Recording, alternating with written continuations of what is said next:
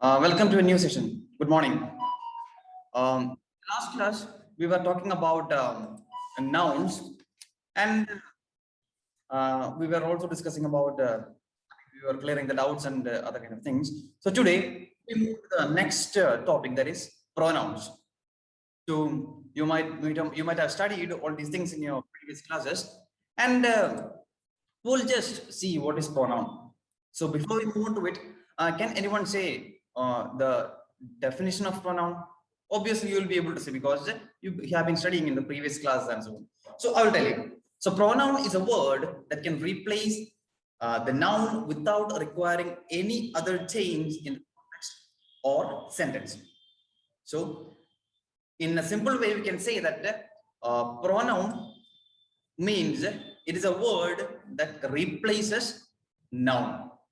So then the word pronoun means it's a word that can replace the noun without changing or requiring any other change in the sentence or the context. So this is all about the pronoun. And we have different kinds of pronouns. So we have to see all those. So before we move on to it, we will see what is the pronoun and the usage of it. For example, in your textbook itself, there is a sentence which is given an example, that is Jaya and Sanjay go to model public school. So Jaya and Sanjay go to model public school. And the second example is they go to the model public school. So Jaya and Sanjay go to model public school. So in this one, we see that there are two names which are mentioned. Two names which are mentioned, that is Jaya and Sanjay. And in the second example, when we see the word Jaya or the names Jaya and Sanjay are put together and explained with the word they. Explained with the word they. So they go to model public school. So here the word they is considered as the pronoun in the sentence, because here the word they is replacing the words, the nouns Jaya and Sanjay. So here there is a change which happens from noun to pronoun. We are substituting noun with the pronoun, because Jaya and Sanjay, these are two names, we can call it as noun, and we replace that noun with the help of a pronoun, that is they. So this is the main example that is given in the textbook. And now we move on to see about the kinds of pronouns. So there are different kinds of pronouns, like personal pronouns, reflexive pronouns, relative pronouns, interrogative pronouns, indefinitive pronouns, demonstrative pronouns, and different kind of things. So we have to know these kinds of pronouns. So the first one is the personal pronoun. So personal pronoun means something that is really personal. We'll see the examples. The first one, I hope you might have studied about first person singular, third person, first person singular, and third person singular, second person singular, first person plural, second person plural, and third person plural. I think you might have studied about these things. For example, the first person singular is known as I. First person singular is known as I. And then first person second person singular is you. The word you. And third person singular is the words he, she, and it. He, she, and it. And what is first person plural? That is we. And the second person plural, again you. So here in the first person plural, you is considered as a single person. And here when we come to plural, what happens? It becomes plural. Okay, that is the difference between these words like you. And the last one, third person plural is the they. And now we'll move on to see about how they differ between these things. Okay, so So in case reference is made to 2 or 3 persons together, preference is given to different things. For example, second person between first person and second person. For example, when we speak about you and I are friends. You and I are friends. So what happens? Obviously, the stress has gone to the second person plural. Second person plural. Then comes the first person. You, when we consider like you and I, you and I are friends. You and I are relatives. You and I are colleagues. You and I are students. So all these are what it's because second person between first person and second person. So here what happens when we use second person and the first person together, what will happen? Obviously, the second person will take the first position, that is you, and then comes I, that is first person. And the third person between first person and third person. So what will happen when we use the first person in the third person in the sentence? What will happen automatically? The third person will take the first form. For example, I'm talking about another person, he and I, or she and I. So when we include third person in the sentence along with the first person, we will use the word, or we will use third person in the beginning followed by first person. For example, as I said, you and I are friends. The same example, he and I are friends, or she and I are friends. So this is an example, which means when we use first person, second person, and third person in the sentence, for example, along with the first person, when we use second person and third person, what will happen? The second person, or if we are using third person will take the first form. I mean, it will be in the first in the sentence, and then followed by the first person. Okay, second person and the third person followed by first person. So that is with regard to the personal pronouns. That is second person between second person and the third person. That is you and she. So when we use the things which we are speaking about the first person, okay, when we use first person in the sentence, and what will happen if second person and third person comes together? Then second person will take the first position. For example, you and he, or you and she. So there, what will happen? Obviously, the second person followed by third person. But if you're using I in between, I instead of he, what will happen? Obviously, we will use the second person or third person in the beginning, followed by first person. So this is the thing which you have to keep in mind. So that is about personal pronouns. Now we move on to the next step of it, that is possessive pronouns. So here possessive pronouns are used to show ownership or possession. Ownership or possession. For example, the word mine, ours, yours, his, hers, theirs. So all these are possessive pronouns. So in possessive pronoun, we have to keep in mind some kind of things. That is I. When we begin with the word I, mine. That is the possessive pronoun or the personal pronoun I.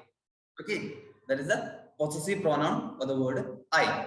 So how can you tell that it's a possessive pronoun? How it possesses something?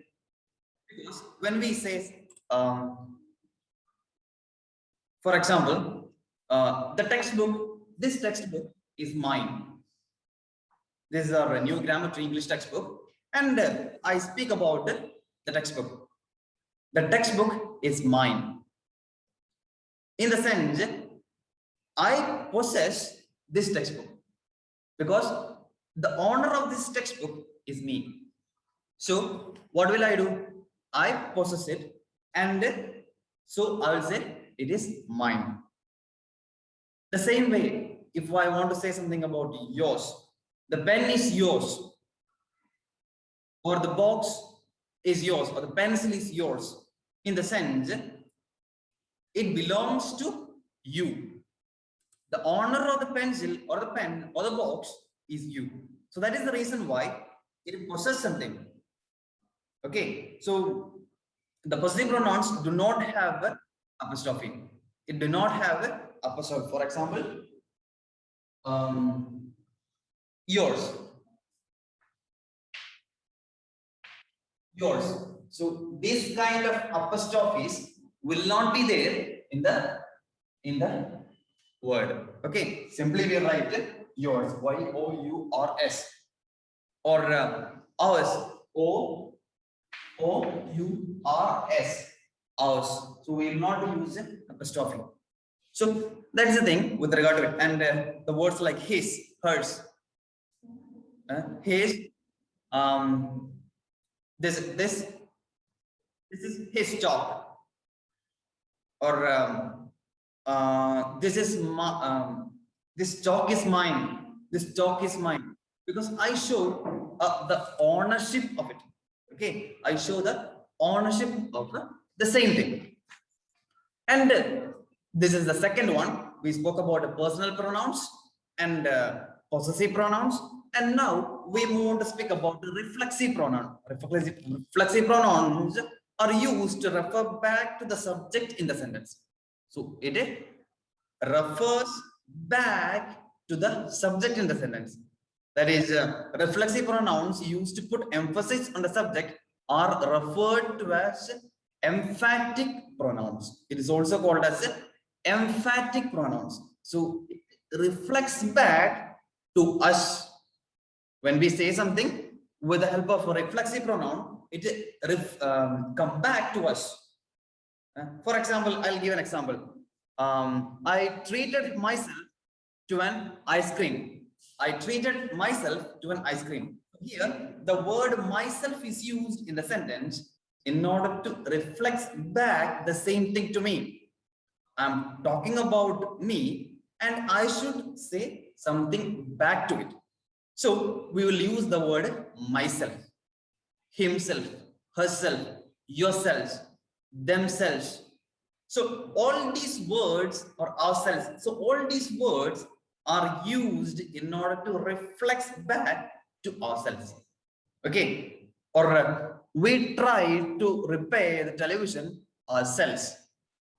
So who tried to repair the television? We tried to repair the television. So I'm talking about me.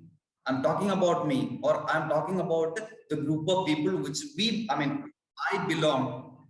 So we people try to repair the TV or the television.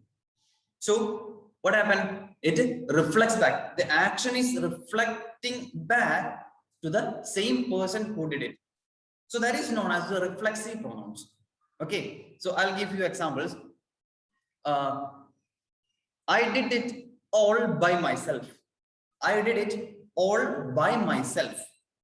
Who had done it? By myself. Who had completed all the works? Myself. Myself means the person who did it. So I am talking about the work which I did. So I am reflecting or talking about myself. And they have only themselves to thank for the victory. They have only themselves to thank for the victory. So they have no one else to thank, because they did it by themselves. So the if they got the victory, they got by their hard work. So what will happen? The thanks will go to whom? The person or the people who did it. So that's why it is said that they have only themselves to thank for the victory. Okay. The next example, will you be able to write entire report yourself? Here we are asking someone to do the report or do the things by themselves or yourself. I'm asking them if you can do. I'm reflecting the same thing to the other person. So that is known as reflexive pronoun. Okay. And now we have spoke about the reflexive pronoun, possessive pronouns, and personal pronouns. So this we have already spoke about these three. And now we move on to speak about the interrogative pronouns, relative pronouns, demonstrative pronouns, and indefinite pronouns. There are four things which we have to move on. So the first one is interrogative pronouns. So what do you mean by interrogative pronouns? It is nothing but to ask questions. The words which ask questions. So these kind of things are called interrogative pronouns. For example, the word whom, whose, which, what. So you know about the WH questions, is it? So those things are called interrogative pronouns because we are asking something to someone, and we will get an answer who has done it and what was it, where was it. So all these kind of answers we will get. So that is known as the interrogative pronouns. I'll give you examples. What do you do in your spare time? So here the word what is used in the sentence. The word what is used in the sentence. So that is known as the interrogative pronouns. The word what or which, what is your name? So here we are asking about what the name of the person, or where is your house? I'm asking some where is your, where is your house, in the sense I'm asking something in order to know. So the word what, where, which, when, all these things are called interrogative pronouns, which ask questions. So there will be an answer to it. For example, what, pronouns, where, which, how. So all these things are interrogative pronouns. And now next one is relative pronoun. So what is a relative pronoun? It refers to something mentioned earlier in the sentence to join two sentences. The same WH questions or the words WH words can be used as the relative pronouns. So we are relating something that is already mentioned earlier. For example, what was the name of the person whom we met at the metro station today? So here I am speaking about the person who already came and met us. So the person already came and met us, and I'm talking about the same person that is written here. What was the name of the person whom we met at the metro station today?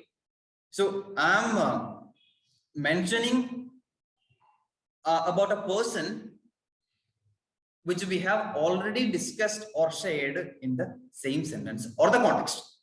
So in this, this kind of thing is called a relative pronoun. So we are relating something that already happened because we already met someone at the railway station, and I'm talking about the same person. What is the name of that person whom we meet at the railway station? So I'm relating something that already happened. Or next example, the house that was advertised is already sold.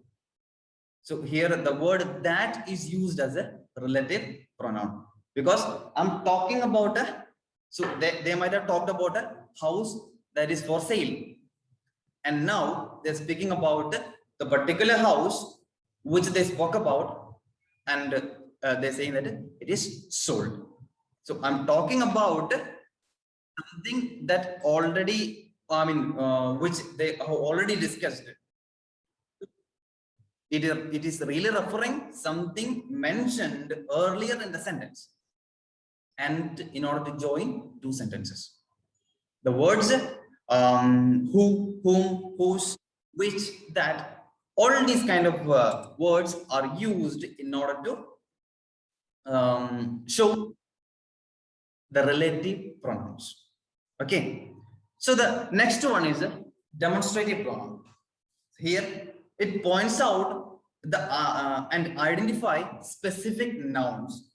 For example, this, these, that, those. I'll give one example. You will be able to understand it a little more fast. So we have two lists. I will check this. I'll check this one, and you check that. So they are speaking about the two lists. They are speaking about two lists, and he is telling that one will check this one, and another will check the other one. So we are demonstrating, or we are saying something that is already there, and they are demonstrating and telling. So here they spoke about two things, two lists, and one person will check the first one, and the second person will check the next one. Next example, I like the photographs. These are very nice. So I spoke about I like these photographs. I like the photographs. These are very nice. So I already spoke about the photographs, and we are demonstrating again and telling that those photographs or these photographs are very nice. We can use the word those, that, or whatever it is. So we are speaking or demonstrating what is already explained in the sentence. I'll say once more with example. I like the photographs. These are very nice. So here, I like the photographs. I mean, the sentence, the particular sentence is already there in the sentence. And then what happens? The second part of the sentence speak about the same thing. Or else we can say the photographs which are there. Okay, so that's it. And then next one is distributive. Distributive means it denotes a person or thing referred individually in a pair or in a group. I'll give an example and explain more. Either of you could go to receive Mrs. Burton at the station. Either of you. So the word either of you is referred as the distributive. He did not say, or the person who said did not say who should go, but really spoke about who can. I mean, there is an option. We can say he distributed the work between those two people. They can decide who can go. Okay, so either of you could go to receive Mrs. Burton at the station. So here it is used as a pair. We can say either of these people. I mean, either of those people, either of you, either of these, either of that. So we can use whatever we want, but we divide the particular thing into two ways. Okay. The second example, each one of them is excited about this project. So each one of them is excited means what? There are many people who are there who are really excited. And here we speak about a particular group. And the same thing is divided between many. See, there are many people who are excited, but with the word, with the word word which is considered as distributive, we said like each one of them is excited about the project.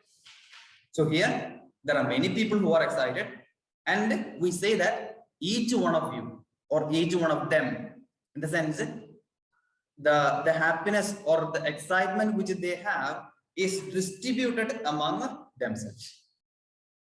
So this is an example for distributive, and it can also come like in a pair or in a group. For example, the first one, either of you. So there are only two people. There are only two people. In the second example, each one of them. So in the sense, what happened? There are, it's speaking about a group which is there. Okay. And the last one in interrogative, last one in kinds of pronoun is the indefinitive. indefinite. So it refers to a person or thing in a general way. It did not point to a specific person or things. For example, someone, somebody, something, everyone, everybody, everything, anyone, anybody. So all these words are speaking about someone. In the sense that we do not know who it is. We're simply speaking about someone or somebody or everybody. Everybody means what? It is speaking about all the people. Someone means we do not know who it is. If we know the name of the person, we could have said it. So, for example, let everyone exit the train before entering it. Let everyone exit. Let all the people go out of the train. They are not speaking about a division like the men should go first, or the women should go first, and so on. But they said, let everyone go. So this is called indefinite. So not definite about the thing. So if you're definite about something, we can say, let the woman go first. So then we can say it is definite. But here they speak about, speak in general way. So that is called indefinite. Next example, anything need to be fixed. Does anything need to be fixed? In the question itself, it is clear that if something has to be fixed, they do not know what it is. Simply asking whether there is something to do. The words like everything, anyone, anybody, anything, no one, nobody, nothing, one, all, some, few, many, one, none, more. So all these words are considered as indefinite pronouns. So these are the main things which are there in this chapter. And we spoke about the pronoun, kinds of pronouns. There is a personal pronoun, possessive pronoun, reflexive pronoun. Then the other types like interrogative pronouns, relatives, demonstrative, distributive, and the last one is indefinite pronouns. So this is all about it. And now, if you have any queries or questions, you can ask me.